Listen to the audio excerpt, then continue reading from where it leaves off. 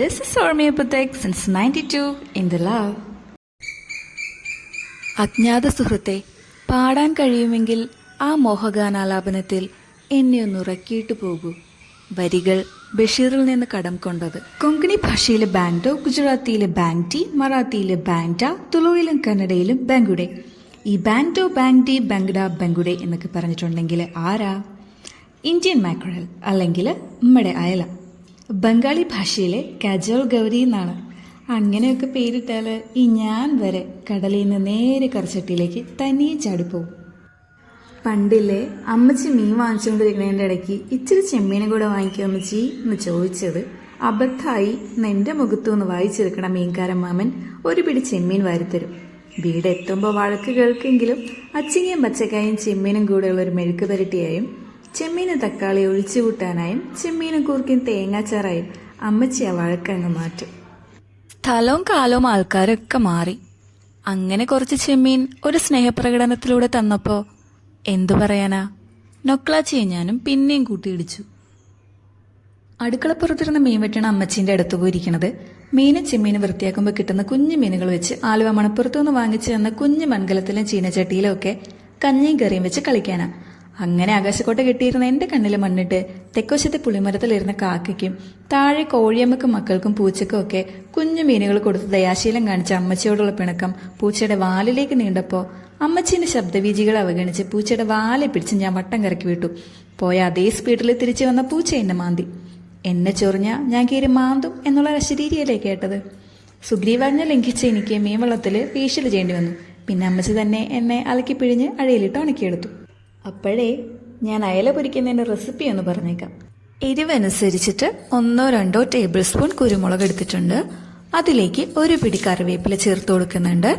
കൂടെ തന്നെ 1 ടീസ്പൂൺ പെരിഞ്ജീരകം കൂടെ ചേർത്ത് കൊടുത്ത് നല്ലപോലെ ഒന്ന് പൊടിച്ചെടുക്കണം. 1 ടേബിൾ സ്പൂൺ മുളക് പൊടി, കാശ്മീരി മുളക് പൊടിയാണ് ഞാൻ എടുത്തിട്ടുള്ളത്.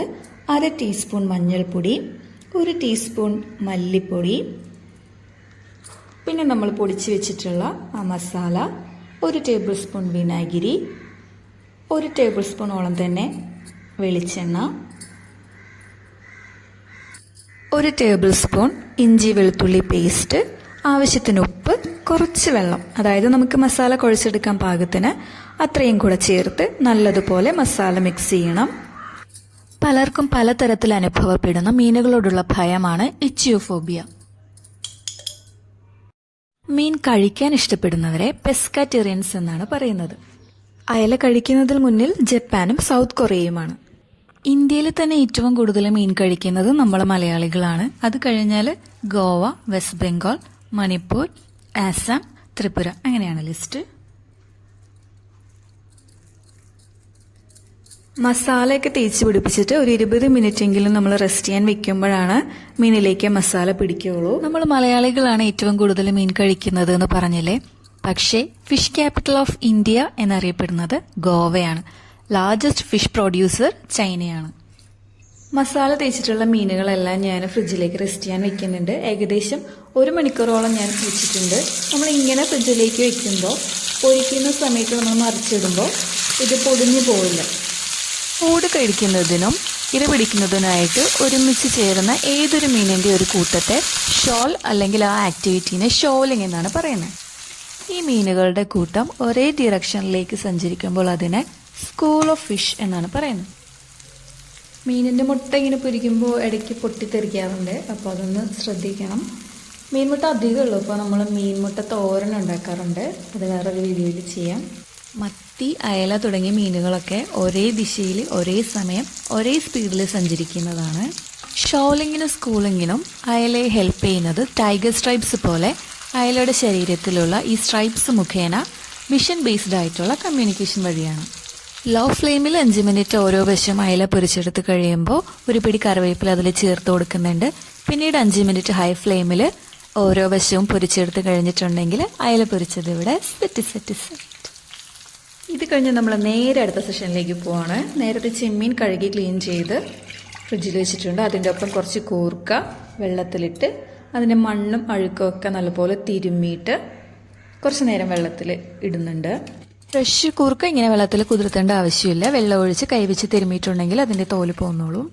ഇനി ഇങ്ങനെ അല്ലാതെ കൂർക്ക നല്ലപോലെ കഴുകിയെടുത്തിട്ട് കുക്കറിൽ ഒരു വിസിൽ വെച്ചിട്ട് വേവിച്ചെടുത്തിട്ട് ഒന്ന് തിരുമിയിട്ടുണ്ടെങ്കിലും തോല് പോകും. ചാക്കിൽ കൂർക്കിയിട്ട് അല്ലെങ്കിൽ നമ്മൾ ടീഷർട്ടോ ഉപയോഗിക്കാതെ വെച്ചിരിക്കുന്ന തുണികളോ ഒക്കെ ഉണ്ടെങ്കിൽ അതിൽ കൂർക്കിയിട്ടിട്ട് ചുറ്റി പിടിച്ച് പയ്യെ നിലത്തിട്ട് ഇങ്ങനെ കൊട്ടി കൊട്ടി കൊട്ടി അങ്ങനെയാണ് എൻ്റെ അമ്മച്ചി കൂർക്കയുടെ തൊലി കളഞ്ഞുകൊണ്ടിരുന്നത്. അത് കഴിഞ്ഞ് ബാക്കിയുള്ള തോലൊക്കെ നമുക്ക് കത്തി വെച്ചുകൊണ്ട് ഒരുക്കി എടുത്തിട്ടുണ്ടെങ്കിൽ കുഴപ്പമില്ല. ഞാനിവിടെ ഒരു പ്ലാസ്റ്റിക്കിൻ്റെ കൊട്ടയിലാണ് കൂർക്ക ക്ലീൻ ചെയ്യുന്നത്. തിരുമ്മി എടുക്കുന്ന കൂർക്കയിൽ ബാലൻസ് നിൽക്കുന്ന തോല് ഒരു കത്തി വെച്ചിട്ട് നമുക്ക് പിന്നെ ക്ലീൻ ചെയ്തെടുക്കാം. ആഫ്രിക്കക്കാരനാണെങ്കിലും ചൈനീസ് പൊട്ടാറ്റോ എന്നാണ് അറിയപ്പെടുന്നത്. എന്നാൽ ഉരുളക്കിഴങ്ങല്ല. കക്ഷി പുതിന കുടുംബത്തിൽപ്പെട്ടതാണ്. പാകം ചെയ്യുമ്പോൾ വിചിത്രമായ ഒരു മെഡിസിനൽ സെന്റ് ഉണ്ടാവുന്നതുകൊണ്ട് കന്നഡയിൽ സാമ്പ്രാണി അഥവാ ധൂപം അല്ലെങ്കിൽ ഗദ്ധെ എന്നും, തെലുങ്കിൽ ചീമടുമ്പ എന്നും, തമിഴിൽ സിറുകിളങ്ങ് എന്നും, മലയാളത്തിൽ കൂർക്ക എന്നും അറിയപ്പെടുന്ന കൂർക്ക ആഫ്രിക്കയിൽ നിന്ന് ഇന്ത്യ, ശ്രീലങ്ക, മലേഷ്യ, ഇന്തോനേഷ്യ എന്നിവിടങ്ങളിലേക്ക് വന്ന കുടിയേറ്റക്കാരനാണ്. കക്ഷി ആഫ്രിക്കയിലും ഏഷ്യയിലും എന്നുവേണ്ട നിരവധി ഇടങ്ങളിൽ ഒരു നാച്ചുറൽ മെഡിസിനായി തന്നെ ഉപയോഗിച്ചു വരുന്നു. കിഴങ്ങുവർഗ്ഗങ്ങളാണ് വയറിന്റെ ദഹന പ്രശ്നങ്ങൾക്ക് കാരണമെന്ന് കരുതുന്നവർക്ക് പോലും കൂർക്ക ധൈര്യമായി കഴിക്കാം. ഡയറിയ മൂലമുള്ള പോഷകനഷ്ടം കൂർക്ക നികത്തുന്നു. ഒരു നുള്ളു ഉപ്പിട്ട് കൂർക്ക വേവിച്ച് കഴിക്കുന്നത് കുട്ടികൾക്കുൾപ്പെടെ ഓർമ്മശക്തി കൂടാൻ നല്ലതാണ്. കൂർക്ക തിളപ്പിച്ച വെള്ളം തൊണ്ടവേദന പോലുള്ള അവസ്ഥയ്ക്ക് നല്ലതാണ്. ഫൈബറും ആന്റി ഓക്സിഡൻസും അടങ്ങിയതുകൊണ്ട് അണുബാധ കുറയ്ക്കുകയും ഇമ്മ്യൂണിറ്റി നൽകുകയും ദഹന പ്രശ്നങ്ങൾ ഇല്ലാതാക്കുകയും ചെയ്യുന്നു. Sodium, vitamin C, iron, calcium, കുറഞ്ഞ കലോറി, ഉയർന്ന ഫൈബർ എന്നിവയുള്ളതുകൊണ്ട് പ്രമേഹ രോഗികൾക്കും ഡയറ്റ് നോക്കുന്നവർക്കും കൂർക്ക വളരെ സുരക്ഷിതമാണ്. നമുക്കിവിടെ നവംബർ മുതൽ ഫെബ്രുവരി വരെ മാത്രം ലഭ്യമാകുന്ന കൂർക്ക പേപ്പർ ബാഗിലോ കാർഡ്ബോർഡ് ബോക്സിലോ ഈർപ്പമില്ലാത്ത രീതിയിൽ സൂക്ഷിക്കാം. തിളച്ച വെള്ളത്തിൽ ഉപ്പും മഞ്ഞൾപ്പൊടിയും ചേർത്ത് 2 മിനിറ്റിൽ കൂടാതെ വേവിച്ച് 3-4 പ്രാവശ്യം തണുത്ത വെള്ളത്തിൽ ഊറ്റി വെള്ളം തീരെയില്ലാതെ ഒരു എയർടൈറ്റ് കണ്ടെയ്നറിലോ കവറിലോ ആക്കി റെഫ്രിജറേറ്റ് ചെയ്തോ ഫ്രീസ് ചെയ്തോ സൂക്ഷിക്കാം. ഉപയോഗിക്കുന്നതിന് മുൻപ് കുറച്ചുനേരം വെള്ളത്തിലിട്ടാൽ സാധാരണ പോലെ പാകം ചെയ്യാം. സീസൺ അല്ലാത്ത സമയങ്ങളിലും കൂർക്ക കഴിക്കാൻ ഇതൊരു നല്ല മാർഗമാണ്.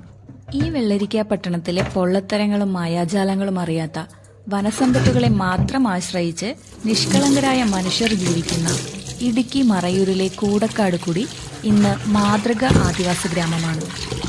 സ്വദേശികളും വിദേശികളുമായ യാത്രക്കാരും വ്യാപാരികളും ഒരേ ആവശ്യത്തോടെ ഇവിടം എത്തുന്നതിന് കാരണം മറയൂർ ശർക്കര മാത്രമല്ല, കൂർക്ക കൃഷി കൂടെയാണ്. വനം വകുപ്പിന്റെ ഇടപെടലോടെ ചില്ല എന്ന ഓപ്പൺ മാർക്കറ്റ് എല്ലാ വ്യാഴാഴ്ച തോറും ഈ ഗ്രാമത്തിൽ നടക്കുമ്പോൾ ഈ മനുഷ്യരുടെ കാർഷികോൽപ്പന്നങ്ങളും പ്രധാന വിഭവമായ കൂർക്കയും ഇടനിലക്കാരില്ലാതെ നേരിട്ട് കച്ചവടം നടക്കുന്നത് വഴി മാന്യമായ ജീവിതവും ഭാവി തലമുറയ്ക്ക് മെച്ചപ്പെട്ട വിദ്യാഭ്യാസവും നേടാൻ ഈ കൂർക്ക കൃഷി കൊണ്ട് മാത്രം കർഷകർക്ക് സാധിച്ചു. കൊച്ചിക്കാലിലെ ചെമ്മീനും കൂടക്കാട് കുടിയിലെ കൂർക്കയും കൊണ്ട് വിശിഷ്ട കൂർച്ചിക്കറി ഉണ്ടാക്കാം. എന്ന് വെച്ചാ എന്റെ അമ്മച്ചീന്റെ സ്പെഷ്യലായ കൂർക്കയും ചെമ്മീനും കൊടമ്പുളിയിട്ട് തേങ്ങ അരച്ചു വെച്ചത്. വൃത്തിയാക്കിയ കൂർക്കയിലേക്ക് ചെമ്മീൻ, ഉപ്പ്, മഞ്ഞൾപ്പൊടി, പച്ചമുളക്, വേപ്പില, ഇഞ്ചി വെളുത്തുള്ളി പേസ്റ്റ് ഇത്രയും ചേർത്ത് വേവിച്ചെടുക്കാം. എളുപ്പത്തിൽ ഉണ്ടാക്കാൻ പറ്റുന്ന ഒരു കറിയാണെങ്കിലും സമയം തീരെ ഇല്ലാത്തപ്പോൾ ഇതെല്ലാം കൂടെ ഇട്ട് കുക്കറിൽ ഒറ്റ വിസിലിൽ വേവിച്ചെടുക്കാം. കറിയിലേക്ക് ചേർത്ത് കൊടുക്കുന്നതിനായിട്ട് തേങ്ങ അരച്ചൊരു കൂട്ട് നമ്മൾ ഉണ്ടാക്കിയെടുക്കണം. അതിനായിട്ട് ഒരു മുറി തേങ്ങ ചിരണ്ടി എടുത്തിട്ടുണ്ട്. അതിലേക്ക് 1-2 നുള്ള് ജീരകം, നല്ല ജീരകമാണ് ചേർത്ത് കൊടുക്കുന്നത്. കുറച്ച് മഞ്ഞൾപ്പൊടി, ഈ തേങ്ങ അരച്ചെടുക്കുന്നതിന് ആവശ്യമായിട്ട് കുറച്ച് വെള്ളം കൂടെ ചേർത്ത് നല്ല പേസ്റ്റ് പോലെ അരച്ചെടുക്കാം. നേരത്തെ വേവിക്കാൻ വെച്ചിട്ടുള്ള ചെമ്മീനിലേക്കും കൂർക്കയിലേക്കും ഒരു കഷ്ണം കൊടമ്പുളി കഴുകി വൃത്തിയാക്കി ഇത് തിളച്ച് തുടങ്ങുമ്പോൾ ചേർത്ത് കൊടുക്കാം. നമ്മൾ അരച്ചു വെച്ചിട്ടുള്ള തേങ്ങാക്കൂട്ട് കറിയിലേക്ക് ചേർത്ത് കൊടുക്കാം. ഫ്ലെയിം ലോ ആക്കിയിട്ട് വേണം അരപ്പ് ചേർത്ത് കൊടുക്കാൻ. അതിനുശേഷം ഒരു 3-4 മിനിറ്റ് ചെറു തീയിലൊന്ന് വേവിച്ചെടുക്കണം. അരപ്പ് കൂടെ ഒന്ന് വെന്ത് കിട്ടണം. ഒരു ചെറിയ തക്കാളി കൂടെ മുറിച്ചിട്ട് കുറച്ച് വെള്ളം കൂടെ ചേർത്ത് കൊടുത്ത് ചെറിയ തീയിൽ ഒരു 4 മിനിറ്റ് വേവിച്ചെടുക്കുന്നുണ്ട്. ഇത്രയും ചേർത്ത് കൊടുത്തിട്ട് ഇനി തിളയ്ക്കേണ്ട ആവശ്യമില്ല. തിളയ്ക്കുന്നതിന് മുന്നേ തന്നെ ഫ്ലെയിം ഓഫാക്കാം. അതിനുശേഷം നമുക്ക് വറവിട്ട് കൊടുക്കാം. തക്കാളിയുടെ കുരു മാറ്റിയിട്ടാണ് ഞാൻ കറിയിലേക്ക് ചേർത്ത് കൊടുത്തിട്ടുള്ളത്. ഞാനിവിടെ ഫ്ലെയിം ഓഫ് ചെയ്യുന്നുണ്ട്. അതിനുശേഷം നമുക്ക് കറിയിലേക്ക് വറവിടുന്നതിന് ആവശ്യമായിട്ടുള്ള എണ്ണയൊഴിച്ച് കടുകൊക്കെ പൊട്ടിച്ച് ഒരു പിടി ചെറിയുള്ളി, നല്ലപോലെ വഴറ്റിയെടുക്കുന്നുണ്ട്.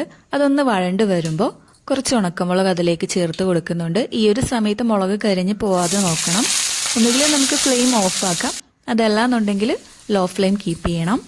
അതിനുശേഷം 1-2 നുള്ള് മുളക് പൊടി കൂടെ ചേർത്ത് വറവിടാം. പാറമടക്കിലെ ഓലക്കുടലിൽ താമസിച്ചിരുന്ന 2ാം ക്ലാസ് വിദ്യാഭ്യാസം മാത്രമുള്ള ഒരച്ഛൻ മകളെ മറയൂരിൽ ഒരു പ്രശസ്ത വിദ്യാഭ്യാസ സ്ഥാപനത്തിൽ ചേർത്തെങ്കിൽ, ഒരു നല്ല അടച്ചുറപ്പുള്ള വീട് വെച്ചെങ്കിൽ, പഠന ചെലവും വീട്ടുചെലവും ഈ കൂർക്ക കൃഷിയിലൂടെ മാത്രം മുന്നോട്ട് കൊണ്ടുപോയെങ്കിൽ, ഒരു ജനതയുടെ തന്നെ ജീവിത നിലവാരം ഉയർത്തിയെങ്കിൽ, ആ കഥ നിങ്ങളോട് എനിക്ക് പറയാൻ കഴിഞ്ഞെങ്കിൽ ഇതൊരു വിപ്ലവം തന്നെയാണ്. അലകും പിടിയും മാറ്റിയ ആപാദമധുരം മറയൂർ കൂർക്ക വിപ്ലവം. ആലത്തൂർ കാക്കയ്ക്ക് ആകാശകുസുമം പോലെ തോന്നിയാലും ഇതൊരു കാനനചന്ദ്രികയും ആകാശപുരാണവുമല്ല. നക്രബാഷ്പം പൊഴിച്ച് ശതകം ചൊല്ലിക്കുന്നില്ല. നിങ്ങളൊക്കെ കഴിച്ചായിരുന്നോ?